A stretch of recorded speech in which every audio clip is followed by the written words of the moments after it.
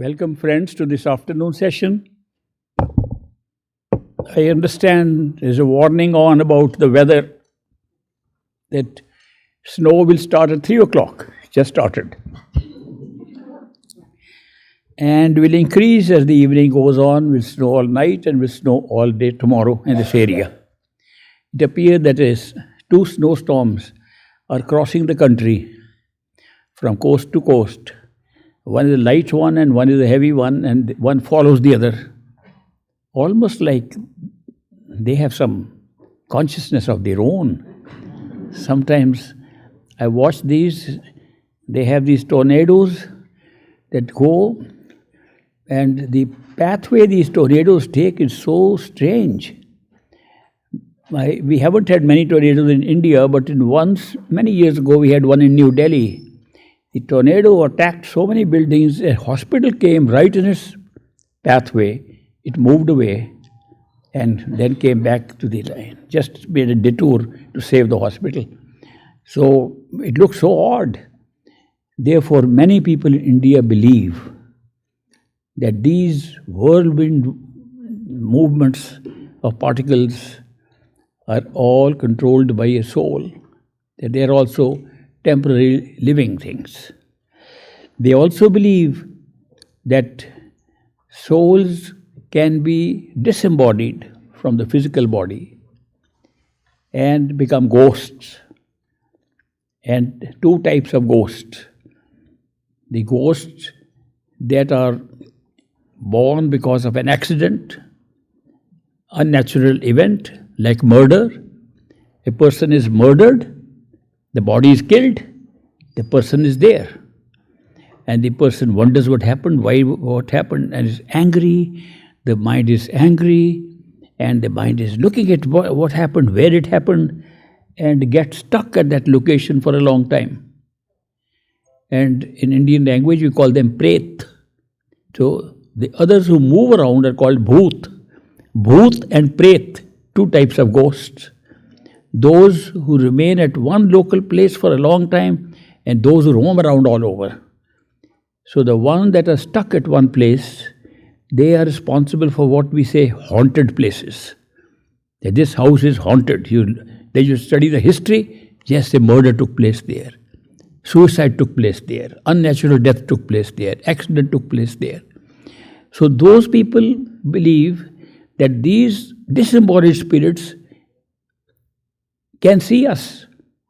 We cannot see them because we can only see matter. We can't see their energetic bodies. We can't see their sensory astral bodies. So that is why they see us and we can't see them. They want to touch us, but they don't have the tactile sense that we have with matter. Therefore, they try to hold our hand and their hand passes through. So they are very frustrated. Their life is highly frustrated because they are still attached to people, attached to things, attached to properties, and they can't get away. And we can't help them. We think, well, they're gone, they died, we don't know where they are, and they are sitting next to us. They say, we are here, they're screaming. We can't hear them. Wish we could see them once more. They say, don't you see we are next to you?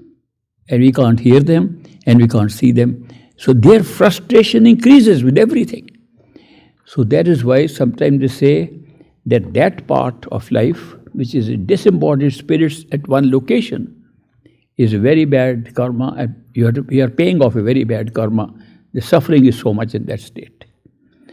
Some people say, what do you think about suicide? People are miserable in this world, they commit suicide, escape. Not at all. Those who commit suicide are stuck there. For how long they are stuck? For how long their body would have normally lived if they had not committed suicide. Each one of us has two types of life. A notional life which is designed according to the structure of the body, the degradation that takes place with age, and when it should normally die. And some things can interrupt it. Accidents can interrupt it, suicide can interrupt it, murder can interrupt it. In which case, when the body dies prematurely from its notional age, it stays stuck there or roams around there for the remainder period till the natural death would have occurred. So sometimes people who commit suicide young have to stuck for a long time, and they don't realize how terrible it is to be still living there, can't escape from there, and can't talk to anybody, can't reach those people, and you're miserable. So it is not an escape from misery, it's going into a worse miserable state. So people say, is it okay to have suicide? I said, not at all. See what happens. But how can we see? I said, you can see. Like they see us, we can see them. But not with these eyes, but with the eyes of the inner body I spoke earlier. You can see those people who are dead, but not fully dead because they're still roaming around. They're dead in the physical body. Sometimes I can see people attending these meetings whom you can't see. They like the meetings, but they can't do anything. They just come out of just frustration. The main thing I would say is frustration. Sometimes they get tied up for long periods here. I know people, one person was murdered, and a friend of his was also there, but he was a very close friend. And that person, before he was murdered, had talked to me about his possible death because he was murdered by his own brother and sister.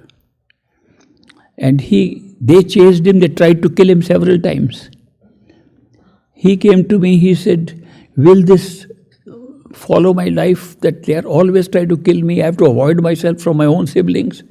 I'm trying to run away. I said, don't run away. You killed them.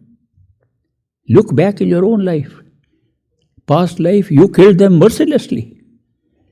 They are going to kill you anyway. He said, then why postpone? I said, well, you don't have to postpone, but if you get killed before the time that you are supposed to die, because you want an early escape, like you are saying, you will be there stuck till the death would have come otherwise. He said, I don't mind. So they killed him. But because of grace, his master's grace helped him to some extent, a small extent, that because he used to do meditation and used to withdraw his attention, he had become a little bit of expert in pulling himself out whenever he wanted. So with the master's grace, he pulled himself few seconds before he was killed. So he stood like this and saw his body being killed, which was a good experience for him. He laughed. He felt happy in the disembodied state. And then he came and attended a program of ours, the Bandara, after that. And when he attended the Bandara, he was standing at the back. Why did he choose the place to stand at the back? Because his friend, who was the closest friend, was also standing there. And he stood next to him. And the closest friend felt him. He told me immediately, I felt he was here. I said, did you see him? Well, I thought he was there. I felt him. I didn't see him. I said, he was there with him. So I am only mentioning to you that our forms of life are many, and this is just one form we are occupying. Even in this creation, in physical creation, we roam around in disembodied forms. So death does not mean death all the way. It only means death of the first body. You can die in the second level also. And that also finishes. But it's a long life, several thousand years life. Several thousand physical times. Physical clock says several thousand years before the inner body dies. And the mind also dies. The causal body also born and dies. It's also a body, but several million years. So you can have one mind for several astral births, and several physical births in one astral form. So what happens is that the memories continue to stay in the same mind, and therefore you can remember in the physical body some things you can remember very little. This is very coarse, this dense, this body. In the body is finer, you can remember more. In the causal body, you remember everything. In the causal body, you can see everything from millions of years, not a few thousand years. You can see the creation of universes, for example. You can see many things in the causal body. It's a very great experience, big adventure. So we do not really die completely. We die in one cover, and we're still living in the inner one. When the inner one dies, a new one is born at that level. Then it covers more physical bodies. Physical bodies are not only physical human bodies. You must know that the physical form consists of millions of forms. According to one list, 8.4 million forms of life in the physical form is there, physical body, physical world is there. All the insects, the plants, the animals, the birds, angels, gods governing our territories, created, those creators sitting there giving responsibility to run the creation, all are same souls in different forms based upon a simple law. A law that is generated by our mind, gets stuck with our mind, never leaves our mind, and become the basis of all life, called the law of karma, law of cause and effect, law of do good, you'll be rewarded. Do bad, you'll be punished. Such a strong law that we keep on deciding in our head, should we do it? It's good, we get rewarded. Oh, this I shouldn't do, you're punished. We are determining the law in our head, affected by where we are placed, where we are born, which society is around us, which family is raising us. They all put ideas, good and bad. They get embedded in our mind, and we live in the law of karma, of cause and effect, divided into good and bad, divided into punishment and reward, and all forms of life come from there. We say we have committed very bad sins, bad things, evil things. Okay, then become a plant, then become a dog, then become a horse, then become for a certain period, depending upon what you have done. Then come back again as human being, another chance. Why do they say another chance? Because you cannot commit something and call it good or bad except in the human form. There's no other form in which you can do something and say, this was good, this was bad. Neither trees and plants do, nor animals do, nor angels do. Nobody does it except a human being. Therefore, this has been called a karam juni. That means you can create karma. And then bhog, all the others are called bhog juni, where you pay off karma.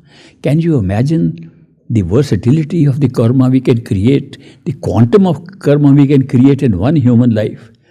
That it can lead to several forms of life just to pay off one life's karma. The reason for that is that karma is not created by action. Karma is created by intention. And we intend to do so many things which you never do. And they're all creating karma. If you do it, supposing you intend to kill somebody, but don't kill, karma is still created. You have to be punished for it. You knew it was not right, you didn't do it.